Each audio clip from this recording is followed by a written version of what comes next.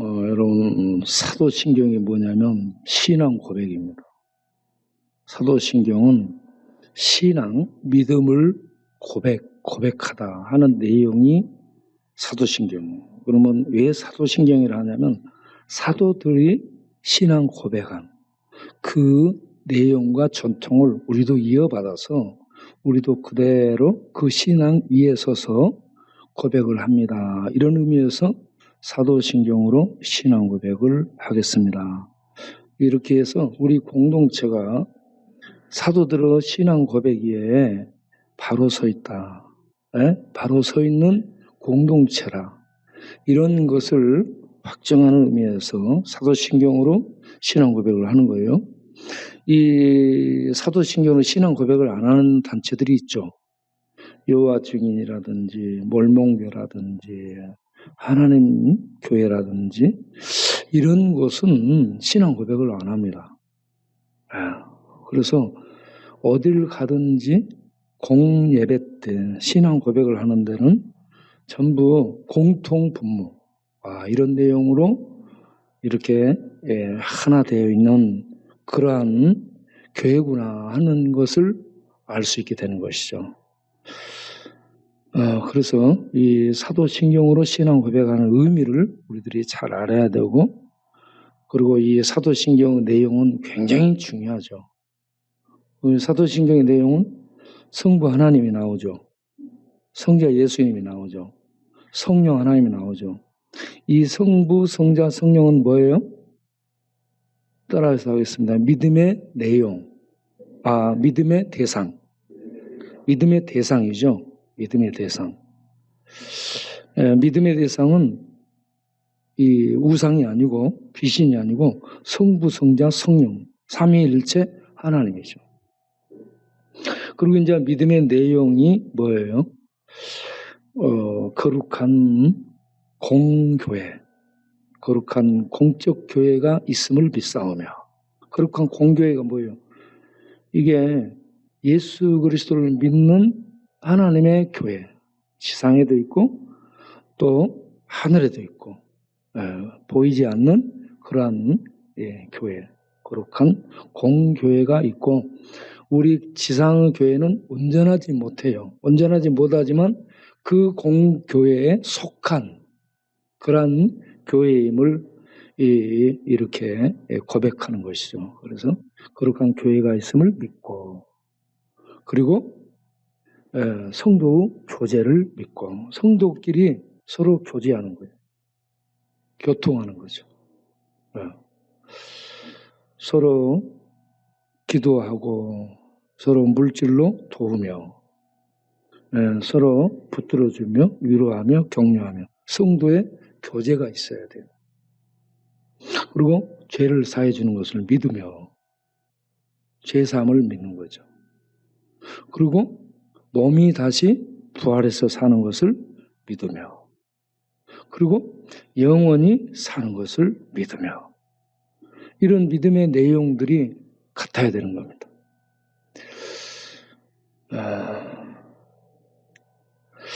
우리가 이 예배를 드릴 때 이런 내용을 믿습니다 하고 고백을 하는 그러한 공동체의 회원이 되었다는 거, 이걸 고백을 통해서 나타내는 것입니다. 그러니까 사도신경을 모르는 사람들은 사도신경을 빨리 외우도록 하세요. 믿음에 대해서 믿음의 내용을 알고 믿어야죠. 그리고 이제 주기도문이 뭐예요? 주기도문은 주께서 가르쳐 주신 기도문이죠. 이것이 열려라 참게 하면서 얘는 주문이에요. 주문? 앞에 가서 문이 딱 닫혔어. 그 앞에 가서 알리바바 사바라 아따갔다 어찌하노 하면서 이 주문을 외우는 거야. 그럼 문이 열려요? 주기도문이요? 그게 아니라 주께서 가르쳐 주신 기도문, 기도 내용. 그거는 어떻게 돼 있어요? 하나님을 뭐라고 해요? 우리의 뭐예요? 아저씨라고 했어요? 하나님을 우리의 아버지. 하나님을 우리의 아버지. 그리고 하나님의 이름, 하나님의 나라, 하나님의 뜻이 이루어질 수 있도록 위해서 기도하는 거죠. 이 기도가 우리는 다급한 우리의 기도가 있죠. 현실적으로. 우리의 현실적인 다급한 기도를 먼저 해야 되는데 현실적인 그런 기도는 나중에 하고 항상 먼저 해야 될 것이 하나님의 영광을 위해서, 하나님 나라를 위해서, 하나님의 뜻이 이루어지도록 여기에 먼저 우리가 집중해야 된다는 거죠. 기도를 할 때. 그리고 이제 우리 개인적인 기도. 개인적인 기도는 뭐예요? 처음에 일용할 양식을. 이거는 어때요? 매일같이 일용할 양식을 달라고 기도하는 거죠. 그럼 매일같이 일용할 양식을 기도를 하면 어때요? 하나님 앞에 기도하면 광야교회로 가라. 거기 가면 밥을 준다. 가르쳐 줄 거 아니야. 일용할 양식을 줍시고. 일용할 양식하고 딱 쳐. 그러면 광야교회 매일 급식. 야, 여기 가면 되겠네. 야, 이 동네 가면 되겠네. 이 매일 빵을 위해서 기도하는 의미가 뭐예요?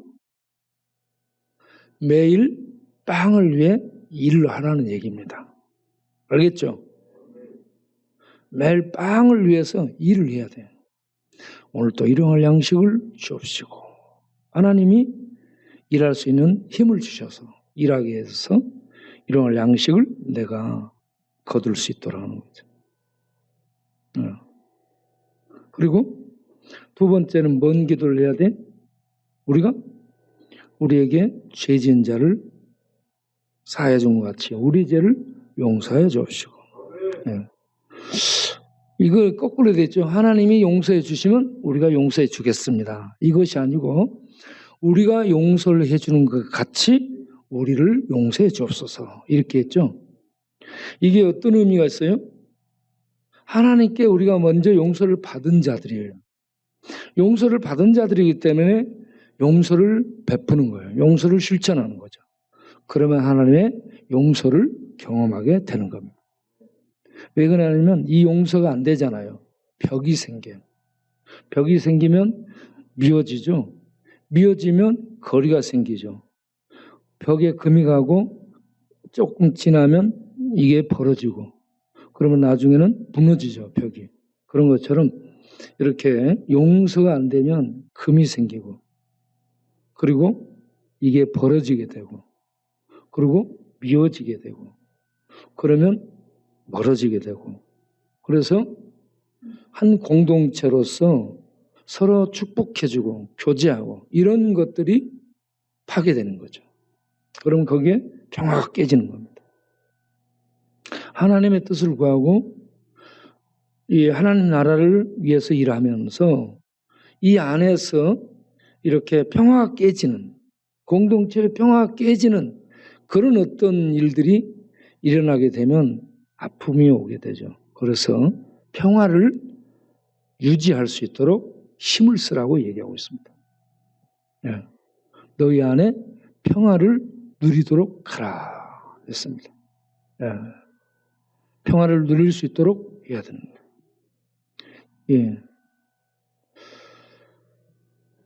자, 그리고 이렇게 용서를 해주고 그 다음에 뭐예요?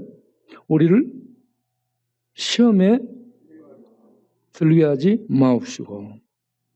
시험은 누구에게 들어요? 사람에게 듭니다. 믿는 사람에게 들고 가까이 있는 사람에게 들고 그렇습니다. 지금 우리가 살고 있는 이 시대를 보세요. 자, 시리아의 내전으로 시리아가 초토화되었습니다. 얼마나 많은 피난민들이 다른 나라를 찾아서 유랑을 떠나는지 몰라요. 세계 1, 2차 대전으로 세계가 폭파됐습니다. 6.25 사변으로 우리나라 얼마나 많은 사람이 죽고 전쟁과 생기고 가부 생기고 건물이 파괴되고 이 모든 것들이 그렇게 무너지게 되는지 모르죠. 그러다가 지금 현재 뭐 소련의 이 볼셰비키 혁명이나 중국의 문화혁명 이거 전부 사람 죽인 일들입니다. 무지막지하게 죽였습니다. 혁명이 혁명, 전쟁, 그리고 지금 푸틴 러시아하고 우크라이나 전쟁이 일어나는 전쟁, 나라 간에 전쟁이 있고 시리아는 내전입니다. 두 세력의 충돌. 우리나라는 어때요? 우리나라는 외형적으로 38선으로 나눠져서 사상이 대립되어 있죠. 공산주의, 민주주의. 그리고 우리나라 민주주의 안에 얼마나 지금 내전 양상이 심한지 몰라요. 저는 여기에 예수 믿는 사람들, 목사들의 책임이 크다고 봅니다. 우리가 추구할 게 하나님 나라예요. 하나님 나라와 하나님 뜻이에요. 그런데 이걸 민족주의, 국수주의로 파당 정파주의로 이걸요 현실화시켰어. 나라를 사랑하되 이게 민족주의, 당파주의로 이렇게 가게 되면 예수 믿는 사람끼리 전쟁이 일어났어요. 지금 예수 믿는 사람들끼리요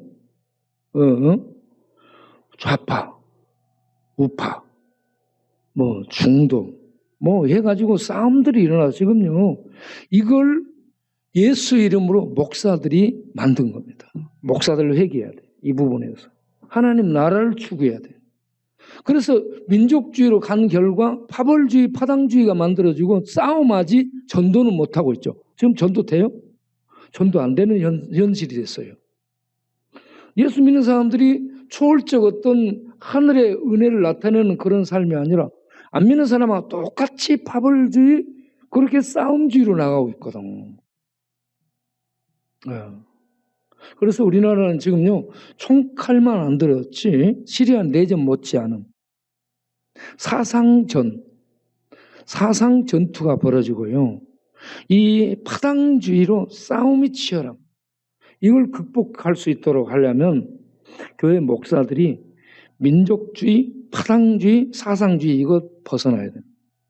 그래서 하나님 말씀으로 돌아가고 하나님 나라를 추구하도록 눈을 그쪽으로 옮겨줘야 돼요.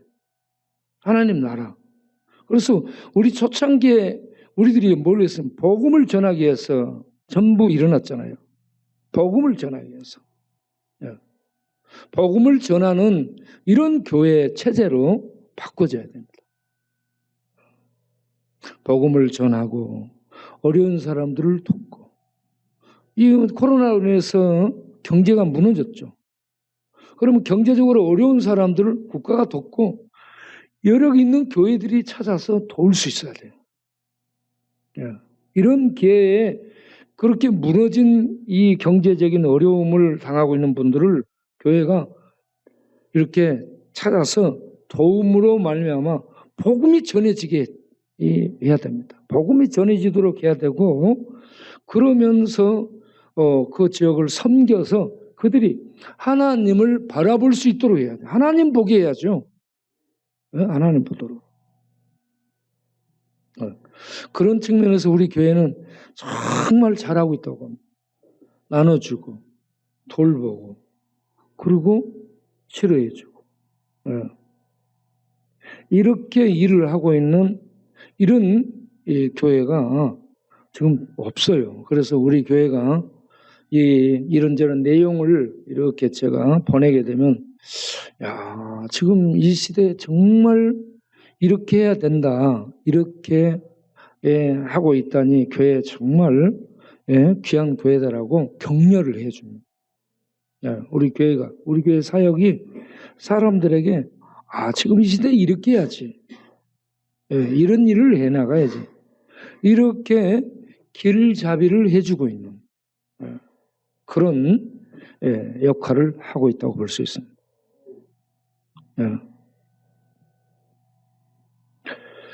우리가 눈을 들어 하나님을 보게 하고 하나님 나라를 전파해서 하나님 나라가 임하도록 하고 하나님 나라가 임하고 세워지고 이게 확장되도록 그렇게 교회가 사역을 바로 해 나갈 수 있어야 되고 이런 것들을 치유할 수 있도록 하기 위해서 교회가 하나님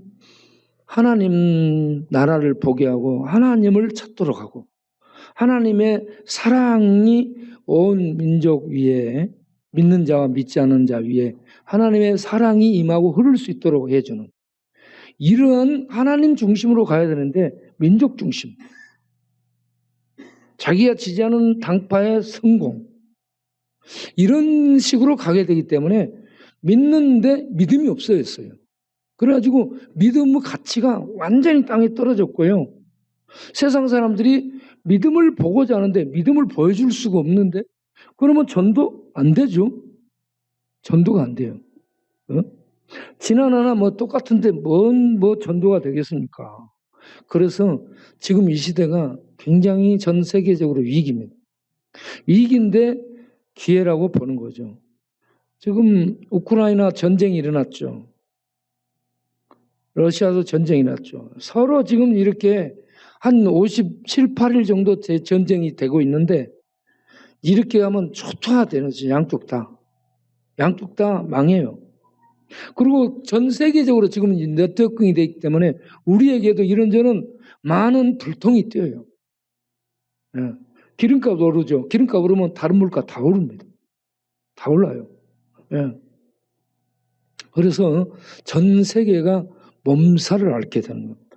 하나가 돼 있기 때문에.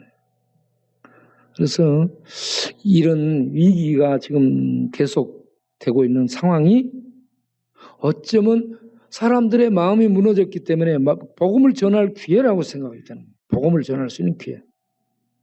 그래서 우크라이나를 위해서 기도할 때 우크라이나의 현지 교회와 선교사들이 하나님의 불을 받아서 복음을 전할 수 있도록. 러시아의 교회와 선교사 많습니다. 우리가 알고 있는 선교사들도 러시아에 지금 많이 있잖아요. 그들이 힘을 내서 이럴 때에 복음을 전할 수 있도록 해야 돼요. 미얀마는 삼중고죠. 코로나로 많이 죽고 전쟁으로 내전으로 많이 죽고 그리고 물난리와 경제난으로 미얀마가 아주 어렵습니다. 그런데 이런 상황 속에서 전도해가지고 교회가 부흥되고 있습니다. 부흥되는 게 교회예요. 미얀마 지금 교회 부흥되고 거기에 제가 지금 교제하는 목사님 중에 한 분이 그걸 섬기고 있어요. 선교사들을 거기 자국민 선교사들을 세워서 지원을 해주는데 그 자국민 이 목회자들이 목회하는 곳에 자국어로 말하니까 선교사들이 가서 하는 것보다 그들이 이렇게 하니까 훨씬 전달이 잘 되고 그래가지고 그 교회들이 계속 부흥되고 있어요. 우리가 그런 데를 얼마 정도 지원을 했고 그랬는데 또 지원해 줄 필요가 있죠. 이렇게 선교사들이 이 위기 때에 들고 일어나서 복음을 전해가지고 정부도 믿을 수 없어. 정치도 믿을 수 없어. 군인도 믿을 수 없어. 세상도 언제 코로나가 올지 언제 물재앙이 올지 몰라. 믿을 데가 하나도 없네. 그래서 사람들의 마음이 무너지고 공허해지잖아요. 뭔가 믿을 수 있는 거 있어야 돼. 그럴 때에 하나님을 바로 제시하게 되면 사람들이 미얀마 불교국가죠. 불교국가. 그러니까 그런 때에 사람들이 하나님을 붙들고 돌아오도록 이 교회가 그런 역할을 해야 됩니다. 지금 우리나라도 이 내전이 치열하게 일어나고 있고 코로나로 전부 다 무너졌고 경제가 무너져 있고 사람들의 마음들이 전부 이렇게 움츠러들어 있어요. 이런 상황에 우리들이 하나님의 불을 받고 하나님의 능력을 받아서 나가서 도울 자들을 돕고 섬길 자들을 섬기고 그러면서 마음을 어루만져서 복음을 전할 수 있는 기회로 삼아야 되는 겁니다. 이번에 우리 교회가 학습 세례를 주고 그렇게 했잖아요. 내가 글을 써서 여기저기다 보냈죠. 그랬더니 많은 글들이 답글이 들어왔습니다. 야, 지금 이렇게 어려운 때에 교회들이 나오던 교회들도 안 나오고 그런데 학습 세례자들을 세울 수 있는 그런 교회가 없어요, 거의. 그런데 우리 교회는 그게 계속 되잖아요. 예. 그래서 이런 어려운 때에 꾸준하게 활동하고 있는 그런 교회는 여전히 위기 때에 부흥되고 위기 때에 역할을 하면서 빛날 수 있고 힘드니까 그냥 활동을 스톱하고 있는 그런 교회들은 이게 멈춰져서 계속해서 힘을 잃어가게 되는 거예요. 자, 우리가 시험 들 여지가 너무 많은 세상. 전쟁으로 시험 들고 기근으로 시험 들고 경제적으로 시험 들고 또 재앙이 닥쳐서 산불로 지진으로 이런 것들로 시험 들 수 있고 사람에 의해서 시험 들고 그래서 여러분 매일 무슨 기도라고 내가 얘기하고 있어요? 시험에 들지 않게 하시고 어떻게? 사람들에게 시험 들지 않게 하시고 특별히 사람들의 말에 시험 들지 않게 하시고 사람들의 말에 시험 들면 어때요? 감정이 상하죠. 감정이 상하면 열불이 나죠. 열불이 나면은 주먹이 속에서 올라오고 조져버리고 싶죠. 기회가 주어지면 줘주고 싶어요. 그리고 이 입에서 무슨 말이 나와요? 이런 싹바가지. 안 보는 데 가서 욕을 하세요. 나무를 향해 욕을 하면 나무가 아프다니까 돌을 향해 바위섬으로 가가지고 이 바위 싸가지 없는 새끼야. 돌덩을 향해 욕을 하는 거야. 그러면 돌은 반응이 없어요. 우리 바보한테 하는 거 아니에요?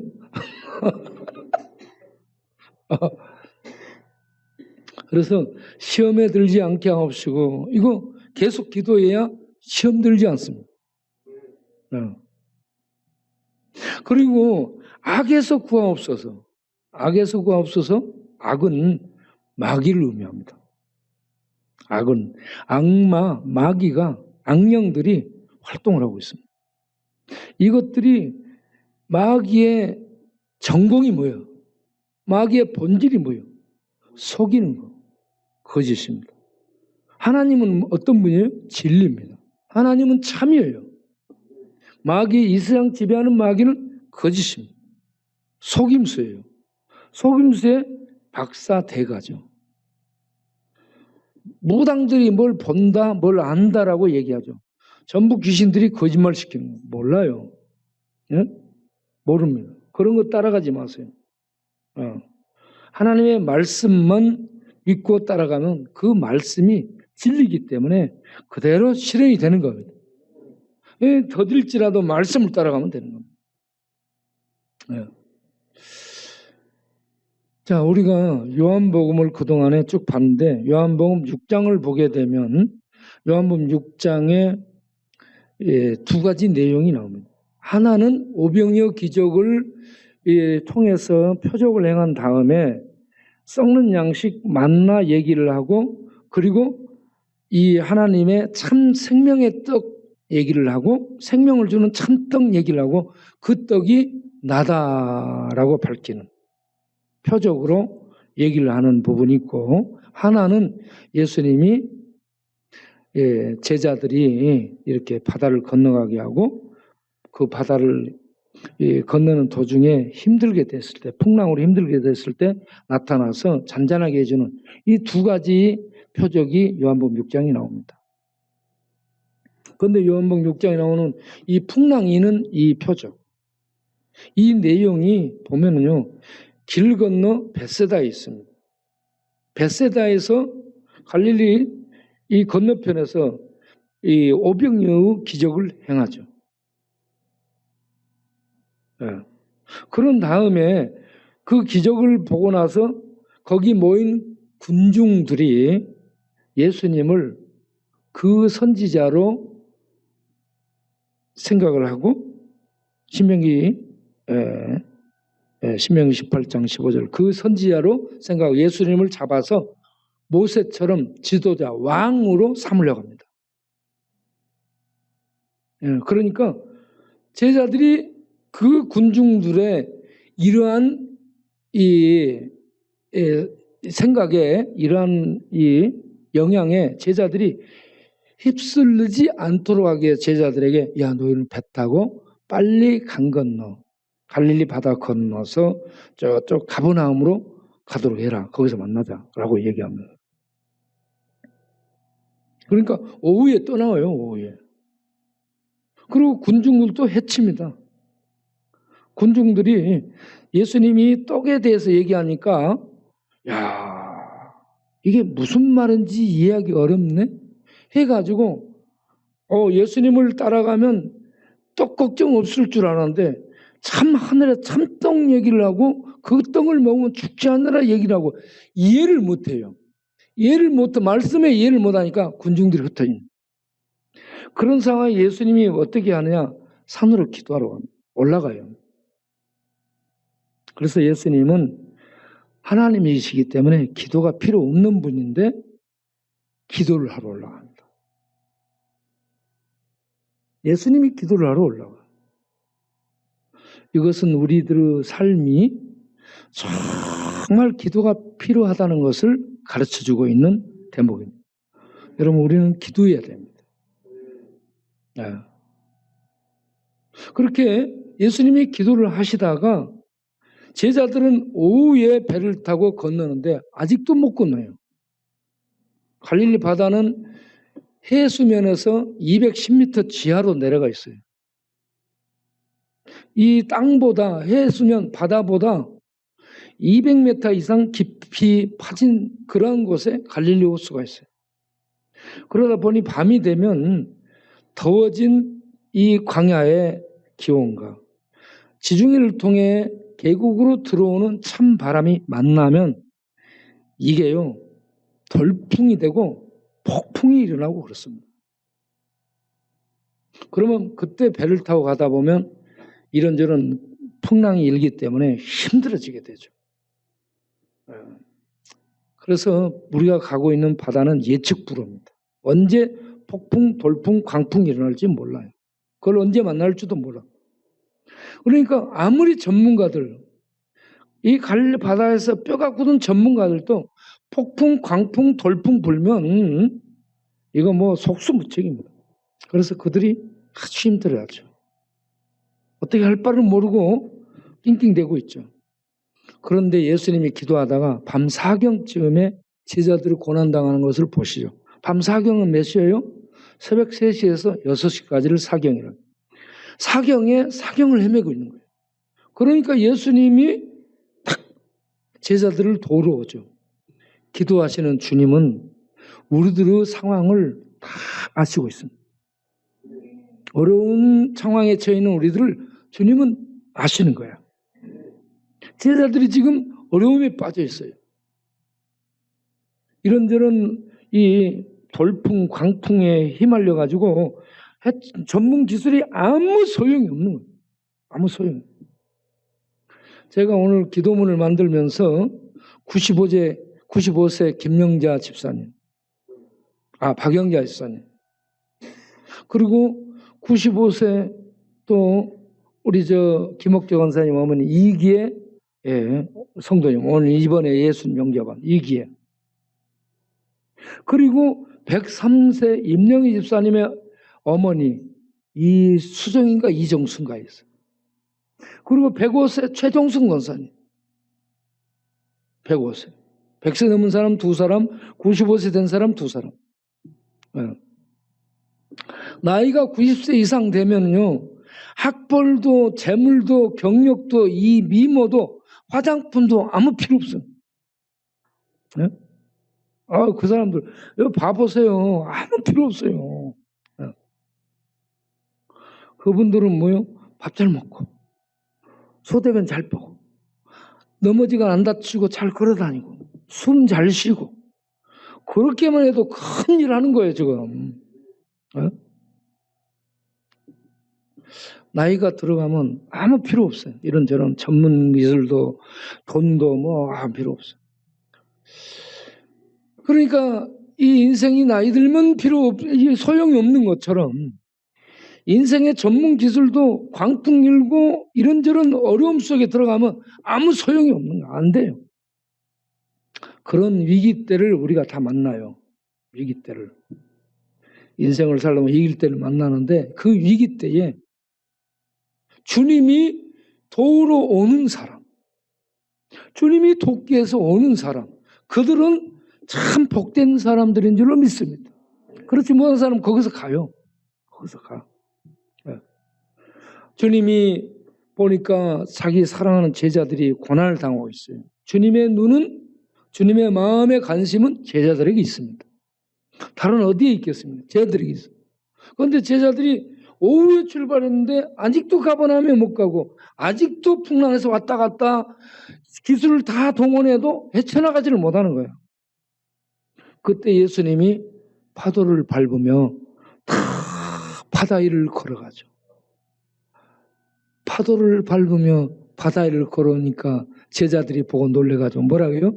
아, 고스타, 유령이다. 제자들은 이 예수님을 보는 눈이 없습니다. 하나님의 아들로 보는 눈이 없어요. 그러니까 제자들의 생각은 뭐예요? 지금 밤중에, 이 밤중에 무리를 걸어오는 저거는 분명히 바다 귀신이다. 그러면 이제 우리 죽었다 이 말이야. 우리 잡으러 오는 거야 지금. 그러니까 제자들이 풍랑 속에서 헤매고 지금 어떻게 할지를 못하는 상황에 유령까지 나타났다 생각하니 야 이제 죽었다 그러고 있는데 들려오는 음성이 있죠. 주님의 익숙한 음성이 들려요. 뭐라요? 나다 나다 하면서 제자들에게 나타나면서 두려워 말라라고 그들 마음에 위로를 줍니다.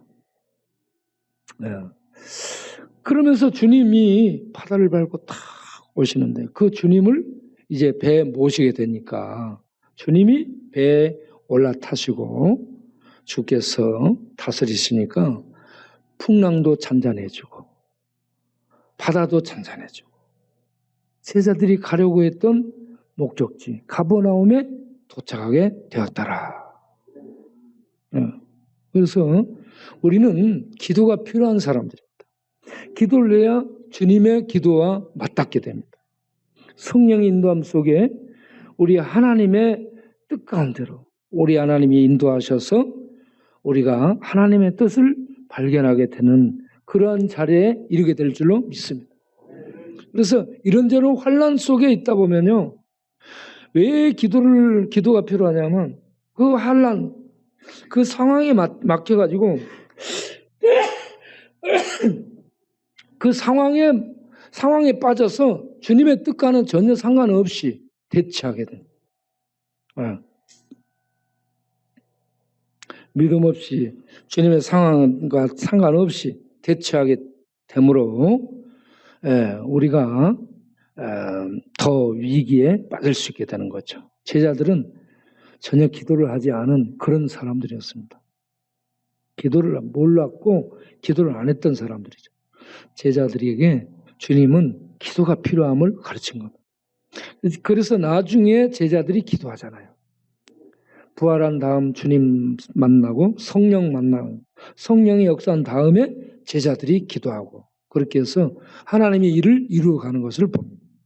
그래서 사도행전 3장을 보면 베드로, 요한이 기도하는 시간을 정하고 기도하잖아요. 그래서 안진뱅이도 고치게 되고 그런 하나님의 능력이 나타나게 되는 것을 봅니다. 자, 주님은 우리에게 기도가 필요하다. 지금 우리 위기 때, 이 위기를 사는 때 더 기도가 필요한 줄로 믿습니다. 기도를 하게 되면 하나님의 뜻 가운데로 인도해 줍니다. 하나님의 뜻 가운데로 인도해 줘서 현 상황을 통해서도 우리가 하나님의 뜻 가운데로 나아가 하나님의 뜻을 그 상황 속에 펼치게 되고 기도를 하게 되면 하나님의 평강이 우리 안에 임해서 그 상황에 놀아나지 않고 평안을 누릴 수가 있게 되는 거죠. 제자들은 기도 안에서 평강을 잃어버렸고 그 상황에 휘둘림 당해서 죽어가게 되죠.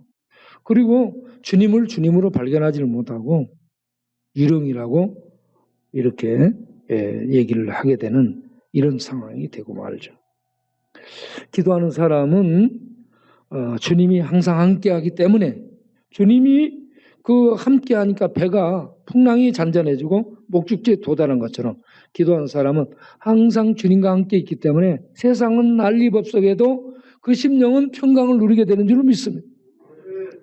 천국 평강을 누리고 그리고 하나님이 그 원하는 목적지에 갈 수 있도록 항상 함께해서 인도해 주시기 때문에 하나님의 놀라운 은혜를 늘 체험하며 살게 될 줄로 믿습니다. 그런 은혜가 우리 모두에게 있기를 바랍니다. 그래서 지금은 기도하는 때, 기도가 필요한 때, 우리가 시편 55편을 보게 되면 한번 보세요. 다윗이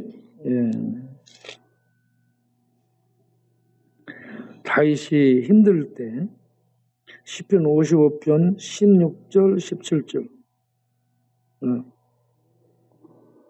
시편 55편 16절 17절을 보면 나는 하나님께 부르짖어 기도하겠다. 지금 기도할 수 없는 환경이에요. 부르짖어 기도하겠다. 그럼 하나님이 구원해 주시리라 확신하고 있잖아요. 그러면서 다윗이 어때요? 저녁 아침 정오에 탄식하며 기도하겠다. 탄식이 나올 수밖에 없죠. 왜요? 아들 압살롬이 반역했거든요. 지금 압살롬 아들, 이쁜 아들이 아버지를 죽이겠다고 반역을 일으켰어요. 군대를 동원해서 아버지를 추격해. 그리고 자기하고 같이 의논했던 모사 아히도벨이 압살롬한테 붙어갖고 정보를 다 줘. 그렇게 해서 아버지를 지금 치려고 추격하니까 아버지가 예루살렘 궁을 버리고 도망가요. 이런 기가 막힌 상황에 처해 있으니 아들하고 싸울 수 있겠어요 지금? 아들을 죽이러 가겠어? 아들하고 싸울 수도 없고 죽일 수도 없고 이런 상황에서 지금 도망가야 돼. 그러니 이건 뭐 말할 수 없는 상황이에요. 이런 환란이 폭풍처럼 큰 바람 돌풍처럼 일어날 수 있어요. 이런 때에 아니 하나님 내가 하나님 믿고 뭐 되는데 이럴 수 있습니까? 기도 안 할 수도 있고요. 이제부터 하나님 안 믿겠습니다. 이럴 수 있는데 다윗은 이때에 하나님 뭐라고 부르짖어 기도합니다. 나를 구원해 주옵소서. 그리고 어때요? 구원이 빨리 안 오니까 어때요? 저녁도 탄식, 아침도 탄식, 낮에도 탄식이 뭐냐면 저절로 끙끙 앓는 소리 나온다는 얘기예요.